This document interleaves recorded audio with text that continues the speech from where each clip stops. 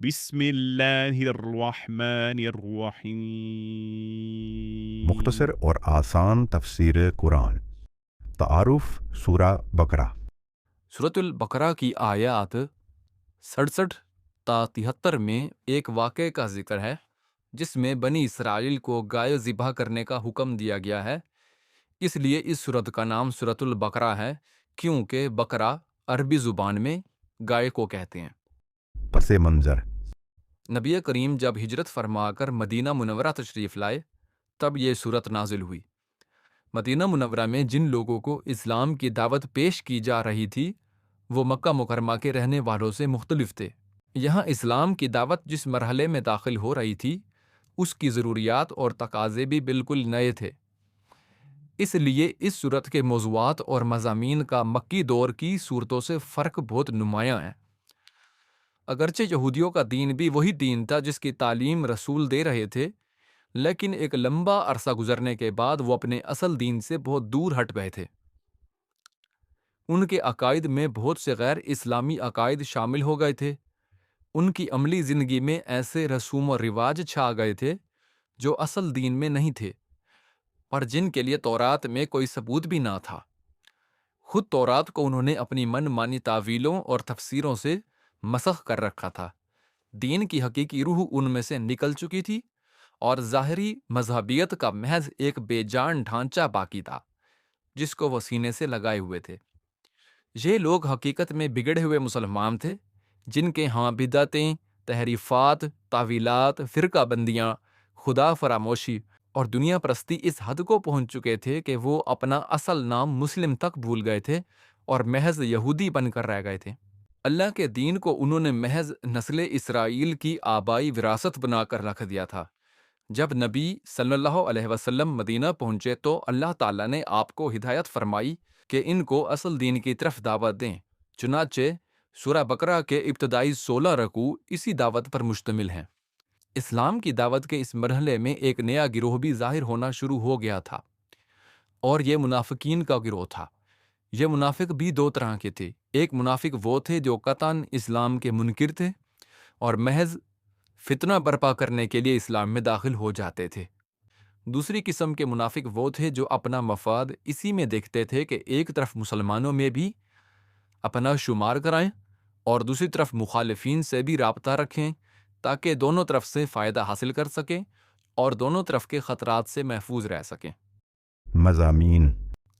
سورۃ البقرہ کے مضامین کو درج ذیل نکات کی صورت میں بیان کیا جا سکتا ہے۔ سورۃ البقرہ کا مرکزی مضمون ہدایت ہے۔ سورۃ البقرہ کا آغاز اسلام کے بنیادی عقائد، توحید، رسالت اور آخرت کے بیان سے ہوا ہے۔ اسی ضمن میں انسانوں کی 3 قسمیں یعنی مومن، کافر اور منافق بیان کی گئی ہیں۔ آدم علیہ السلام کی پیدائش کا واقعہ بیان کیا گیا ہے تاکہ انسان کو اپنی پیدائش کا مقصد معلوم ہو۔ آیات کے ایک طویل سلسلے میں بنیادی طور پر خطاب یہودیوں سے ہے جو بڑی تعداد میں مدینہ منورہ کے آس پاس آباد تھے۔ اس قوم پر اللہ تعالیٰ نے جو نعمتیں نازل فرمائیں اور جس طرح انہوں نے ناشکری اور نافرمانی سے کام لیا اس کا مفصل بیان ہے۔ پہلے پارے کے تقریباً آخر میں حضرت ابراہیم کا تذکرہ ہے، اس لیے کہ انہیں نہ صرف یہودی اور مسیحی بلکہ عرب کے بت پرست بھی اپنا پیشوا مانتے تھے۔ ان سب کو یاد دلایا گیا ہے کہ وہ خالص توحید کے قائل تھے اور انہوں نے کبھی کسی قسم کے شرک کو گوارا نہیں کیا۔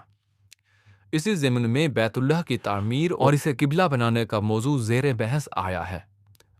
مسلمانوں کی انفرادی اور اجتماعی زندگی سے متعلق بہت سے احکام بیان فرمائے گئے ہیں جن میں عبادات سے لے کر معاشرت، خاندانی امور اور حکمرانی سے متعلق بہت سے مسائل شامل ہیں۔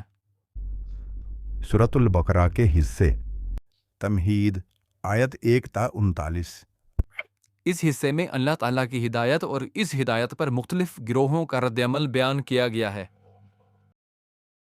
پہلا حصہ، آیت 41 تا 121۔ اس حصے میں بتایا گیا ہے کہ قرآن کے نازل ہونے سے پہلے جن یہود کو اللہ تعالیٰ نے ہدایت عطا کی تو ان پر رویہ کیا رہا ہے، وہ کیا خرابیاں تھیں جن کا ان میں ظہور ہوا، یہاں تک کہ اللہ کا فیصلہ آ گیا کہ انہیں دنیا کی امامت کے منصب سے معزول کر کے ذریت ابراہیم کی دوسری شاخ بنی اسماعیل کو اس منصب پر فائز کر دیا جائے۔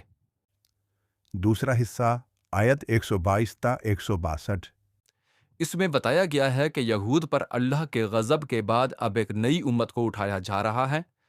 منصب امامت میں اس تبدیلی کی علامت تحویل قبلہ ہے، یعنی بیت المقدس کی جگہ اب بیت الحرام کو تا قیامت اہل ایمان کا قبلہ قرار دیا جا رہا ہے۔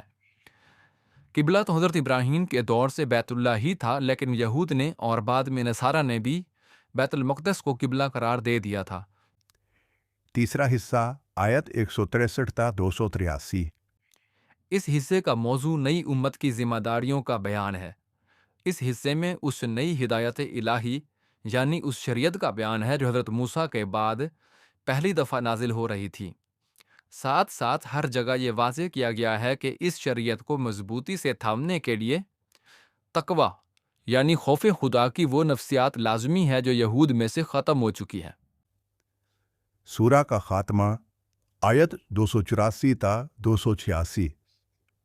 یہ حصہ ایک عظیم دعا پر مشتمل ہے۔ یہ دعا ان عظیم ذمہ داریوں کا بیان بھی ہے جو نئی امت پر ڈالی گئی ہیں، اور اس بات کی درخواست بھی کہ پروردگار ان بھاری ذمہ داریوں کا بار اٹھانا نئی امت پر آسان کر دے۔ قرآن حکیم دنیا کی واحد کتاب ہے جو بار بار کہتی ہے کہ مجھے توجہ اور غور سے سمجھ کر پڑھو، لیکن افسوس کہ یہی وہ واحد کتاب ہے جسے آنکھ بند کر کے پڑھا جاتا ہے۔